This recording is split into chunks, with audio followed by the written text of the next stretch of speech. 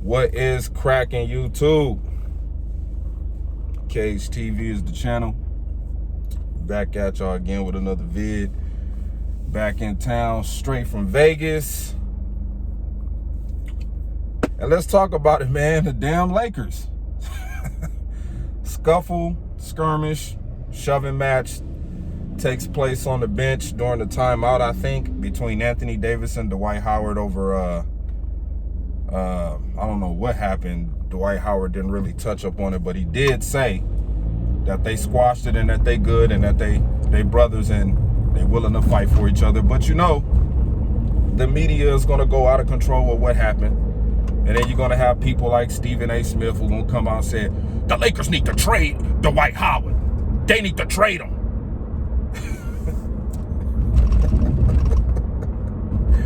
You know how these media people do. You know, Skip Bayless and Shannon Sharp gonna have their little spiel on the whole incident. You know what I'm saying?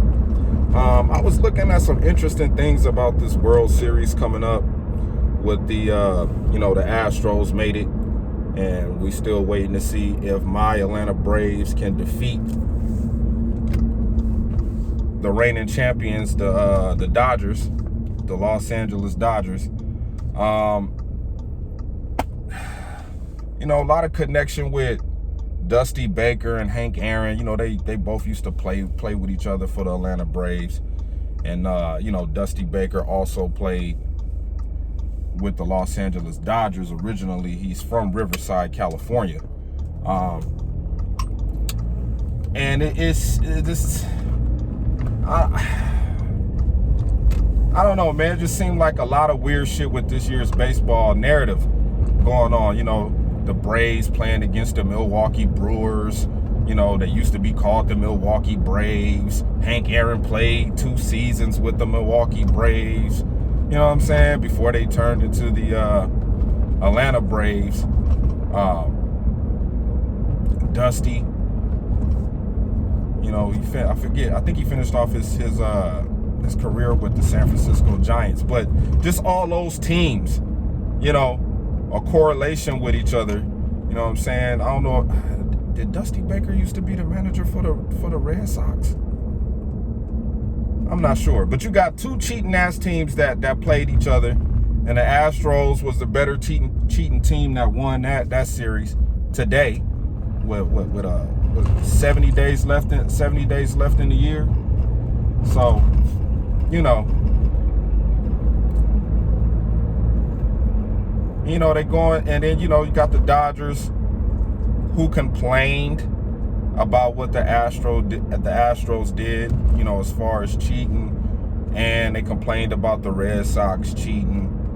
And then you got the connection with Hank Aaron complaining about the Astros cheating. He was highly against, you know, the MLB awarding them the championship with, you know, all of the evidence that came out with them cheating. You know, Hank Aaron had a real big issue with that. Of course, Hank Aaron died 2020, or was it earlier this year? I think it was earlier this year. He took the COVID vaccine, and then 7 days later, he passed away. That's all I'm gonna say about that. So I'm gonna leave it there with that note. And then you got Dusty Baker, who has been, you know, in the last few interviews, he's been highly speaking up on Hank Aaron, which, you know, we might see either Dusty Baker facing off against 2 of the previous teams he played for, the Dodgers or the Braves. It's just weird how all of this stuff is, you know, transpired through the postseason with the MLB. You know what I'm saying? So the Braves play Saturday in Atlanta, and I'm hoping they could pull this shit out and get past the Dodgers, man. You know what I'm saying? We need to get past the damn Dodgers any way we can. It'd be great if we do it tomorrow. That way Freddie Freeman can make his first World Series. It'd suck because Acuna ain't gonna be there, you know, but and then, you know, they scratch Scherzer from tomorrow's game as the starting pitcher. I forget who they're going with, but we're going with Ian Anderson. The Dodgers got a lot of injuries. No Kershaw, no Justin Turner.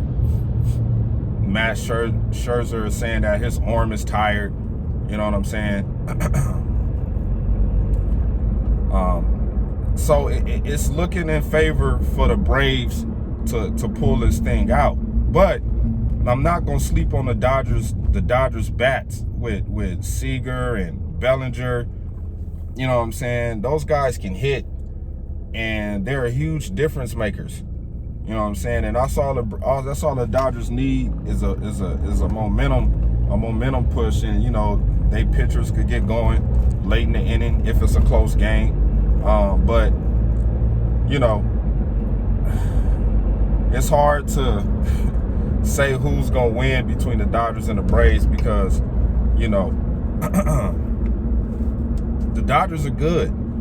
The Dodgers are good. A lot of Dodgers fans criticize Dave Roberts, the way he manages the team, but for the most part, you can't say he's doing a bad job because y'all done made the damn World Series a few times with Dave Roberts.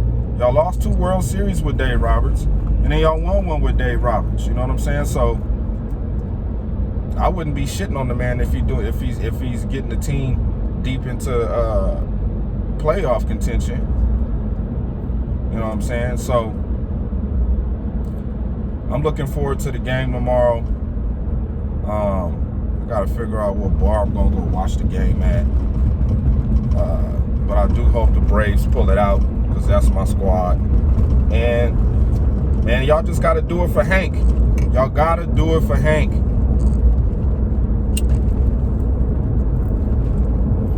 Y'all gotta win this damn World Series for Hank, man. It'll be a great cap off to the end of the year for the Braves. It's not gonna be easy, especially with the talent that the Dodgers and the Astros have. I'm not saying that the Braves don't got talent, because the Braves do have a ton of talent. You know what I'm saying? We had a ton of talent this year. We had our ups and downs starting off the season. Ran into some injuries and, domestic violence situation that happened earlier this year. I forget his name slipped my mind. But all in all, great perseverance to cap off the division, holding the division off. You know what I'm saying? We didn't clinch it until late in the season when we had to beat one of the division opponents just to get where we are now. And a lot of people forget last year we had to play in. We had the one-off game to get to the Dodgers, where we was up 3-1. And here we go again. We up 3-1. They come back, make it 3-2. But I think I have a feeling the Braves don't want to go down this road again. And I think they're going to do whatever they can to try to pull out a W so they can advance to the World Series. Last time we won the World Series was in 1995, and then wind up running into the motherfucking Yankees and lost to them. My homie, a Yankee fan, he never let me live that shit down. But he do hate the Dodgers. He rooting for us to beat the Dodgers. So I stand in agreement with him on that. But we can't make no mistakes. We cannot make no damn mistakes. Atlanta is a city of teams that choke, man. You know what I'm saying? You got the Falcons who choked in the Super Bowl. You got the Braves who choked in the NLCS last year, up 3-1. You got the Georgia Bulldogs who choked. And then you have the Atlanta Hawks who made a good run but then lost. So somebody's going to have to break this narrative on Atlanta sports. And the only team I could see doing that right now is the Braves. I mean, you got the Georgia Bulldogs who looking really good this year. You know what I'm saying? I'm not a Georgia Bulldog fan. I'm strictly USC. We're going through our shit too. But, you know, when it comes to Atlanta, man, you know, the Braves is the only team that I see that got some hope for anything special happening to that city as far as it comes to, you know, the sports world. Why am I even coming this way? I don't even know why I came this way. Oh, to avoid the traffic. Okay, so we got to turn down this street because I am not feel like going there tonight. Go to the other spot in the morning. That's what we gonna do. That's what we gonna do. Before my girl come over tomorrow night and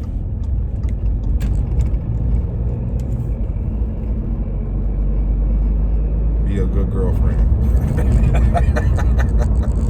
But we could talk about we'll talk about the Packers since I'm wearing the damn hat. Matter of fact, we'll get into the game too. What's packing with you, YouTube? Shout out to Adam James, Pac-Man Sports, Gridiron Blitz, Troxel, Mad Dog, cause he's a bad dog. I fuck with him during the Lakers season. You know what I'm saying? I don't give a fuck about his Giants. But Packers pick up Whitney Mercilus, which I think was a great move. Knowing that the Packers are starting to run thin at outside linebacker, you know, we can get somebody who can stand up in the 3-4 technique and, you know, help anchor this defensive line best way possible. I don't know the timetable on MVS. From how Matt LaFleur was speaking about him, he might be out for a while. We might not get MVS back probably week 10, week 11, week 12, no telling, no timetable on him. Zadarius Smith, no timetable on him. But he did say Jaire Alexander is getting better day by day, which I like. That's a good sign right there. That is a real good sign right there on the health of Jaire Alexander. That lets us know that the injury isn't that serious, but it will need to be managed, which I have no problem with. Still don't know the status on Kevin King. I mean, played an outstanding game against the Bengals, was hitting hard, you know what I'm saying? And then he gets hurt. Darnell Savage, I know he was a little banged up, but I think he'll be good to go this week. Randall Cobb should be close to 100%. Bakhtiari back out at practice. Don't know when he'll be back. Might be a few weeks. You know, a lot of people was expecting Bakhtiari to come back week 7, but I doubt it. This might be a couple of weeks before he's ready to get some snaps out there on the football field, and I think he'll be limited. But I think our offensive line is grade A okay. I think we good at offensive line. Loving the production that we getting from AJ Dillon. I think the only other back that got a lot of touches that was behind a starter for the Green Bay Packers was James Starks with Eddie Lacy.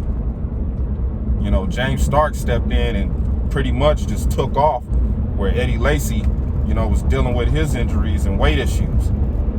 So it's good to have a 1-2 punch combination, just like the Ravens got. The Ravens got a 3-punch combo. They got Lamar Jackson, but they had Latavius Murray. He got hurt. And they had Le'Veon Bell. Not saying, you know, that those guys are a 3-punch combo, but they sure was a 3-punch combination last week when they won.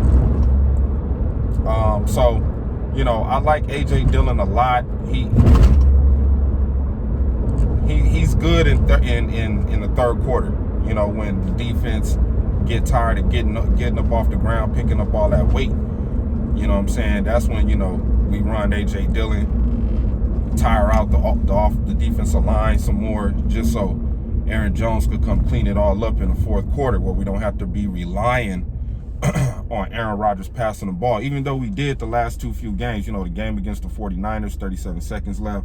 And then in this wild, wacky game against the Bengals last week, where we had to throw the ball to get in field goal position so we could get the hell up out of there. But with that being said, loving our chances this week against the Washington Redskins. I believe that the Packers got a chance to put up damn near 40 points. That's just what I believe. I think the Packers got a chance to go out there and drop close to 40 points on the Washington Redskins. You know, at the beginning of this year, the Redskins, why I keep calling them the football team defense was pretty stout, you know what I'm saying? Made it to the playoffs last year, played against Tom Brady. But they've kind of hit a wall, a little stagnant on defense, and I think that's going to be a big advantage for the Packers. You know what I'm saying? Defensively wise, I think we just got to, you know, take care of the running back and take care, you know, their top receiver and get to the quarterback. Don't let Heineke get outside the pocket and make plays. And that's where you have to really give Devondre Campbell his credit, because he gonna be on that type of shit. He gonna be on Heineke when he try to do that type of shit. Roll out the pocket, try to make something happen downfield, usually toward the sideline, because that's where he throw the ball, and he got a potential chance of throwing a damn pick. And I hope it's to Eric Stokes. I hope Eric Stokes get a pick. I hope Devondre Campbell, I think, is going to be the highlight of this game on defense, him and Kenny Clark. We might see some splashes of Rashawn Gary in this game. The way how Heineke rolls out of the pocket. What in the hell is going on up here? I keep forgetting it's fucking Friday night. Especially the way Heineke rolls out of the pocket. It's just, you know, easy cleanup and on aisle 4 for Rashawn Gary. Rashawn Gary should have at least 2 sacks in his game. You know what I'm saying? Don't know how many snaps Jalen Smith is going to have, which I do love having him on the team. Probably get a little bit more to stop the run. Don't know if Merciless is if he's going to be on the snap count trying to get familiar with the scheme. I mean, he should be familiar with it. You know what I'm saying? Should be familiar with it. Especially if the Packers just, you know, let him go and do his thing. That'd be a plus right there. Oh my God, there's no traffic on the 5 over here. Must have been an accident.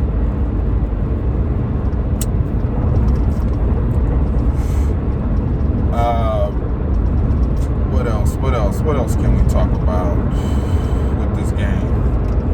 And then here we go with Matt LaFleur playing against a team that he's familiar with. Playing against one of the old teams that he used to assistant coach for. Now, I keep telling y'all about this narrative between Sean McVay, Kyle Shanahan, and Matt LaFleur. There's something there. There is something there. I do believe that they are in the NFC for a reason.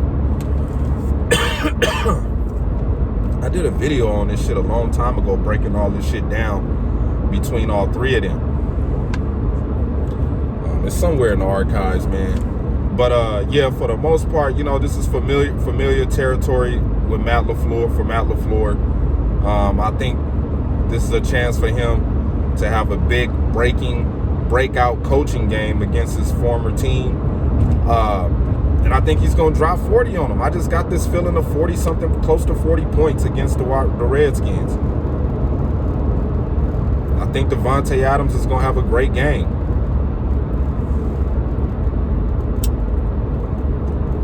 We might even have a Amir Rodgers sighting in this game if Randall Cobb is not 100%. Even though he did make some big catches last game, you know, late in the game. Jesus Christ. Oh, my God. That Wilder pack is still hitting. Woo.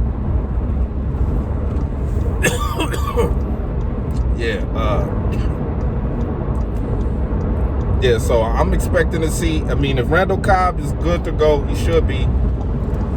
He did an interview this past week on Good Morning Football. So I think he'll be good to go. So I'm excited to see. Aaron Rodgers should have a 300-yard passing game, probably 3 touchdowns. I'm expecting Aaron Jones to really, really shit on this damn defense, him and A.J. Dillon. I think everything is going to go in the Packers' way. I think it's going to go in the Packers' way. I really don't know the weather. I should check the weather. You know, it is fall. Winter is coming. I already been seeing some snow in Utah. Last week it was snowing. You know, Colorado already getting hit with, Denver already getting hit with the snow. Certain parts, Aspen. So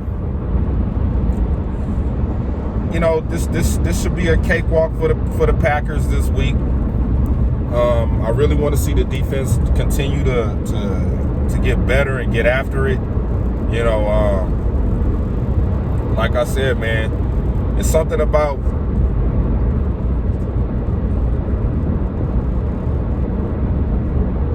bringing getting the bullshit out of there. You bringing in a guy. You know, our linebacker problem has been an issue for years, to the point we had to, remember Clay Matthews didn't want to play linebacker? He was like, man, I don't want to play no damn linebacker. I want to rush the damn quarterback. But he did a good job.